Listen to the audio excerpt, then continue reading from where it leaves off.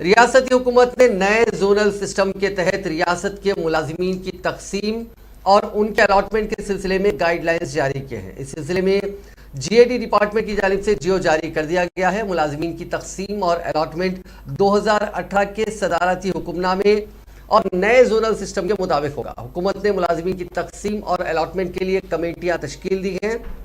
ضلع سطح کی جائیدادوں کے لیے تقسیم اور الاٹمنٹ کے لیے متحدہ ضلع کے کلکٹر کی قیادت میں کمیٹیاں تشکیل دیتے ہوئے حکومت نے ان کمیٹیوں میں متعلقہ محکموں کے ضلع سربراہان کو بطور اراکین شامل کیا ہے۔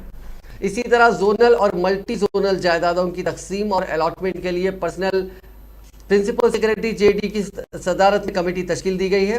اس کمیٹی میں متعلقہ محکموں کے سیکریٹری، سربراہان محکمہ فائنانس اور سینئر کنسلٹنٹ اور دیگر سینئر عہدیدار شامل رہیں گے۔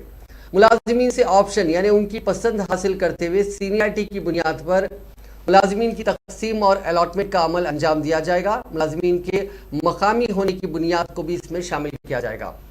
ایس سی اور ایس ٹی ملازمین کو ان کے لیے مختلف جائیدادوں کے مطابق تقسیم اور الاٹمنٹ ہوگا۔ خصوصی زمرے کے تحت معذورین کو اولین ترجیح دینے کا فیصلہ کیا گیا، جس کے تحت 70% سے زیادہ معذور پائے جانے والے ملازمین یا ان کے بچوں کے ذہنی معذور پائے جانے یا بیواؤں یا طویل امراض میں مبتلا ملازمین کو نئے زونل سسٹم کے تحت ان کی تقسیم اور الاٹمنٹ میں اولین ترجیح دی جائے گی۔ جن اضلاع میں انتخابی ضابطۂ اخلاق نافذ نہیں ہوا، وہاں فوری اثر کے ساتھ ملازمین کی تقسیم اور الاٹمنٹ کے عمل کو شروع کرنے کی ہدایت دی گئی ہے۔ باقی اضلاع میں جہاں انتخابی ضابطۂ اخلاق نافذ ہے، وہاں ضابطۂ اخلاق ختم ہونے کے بعد یہ عمل شروع کیا جائے گا۔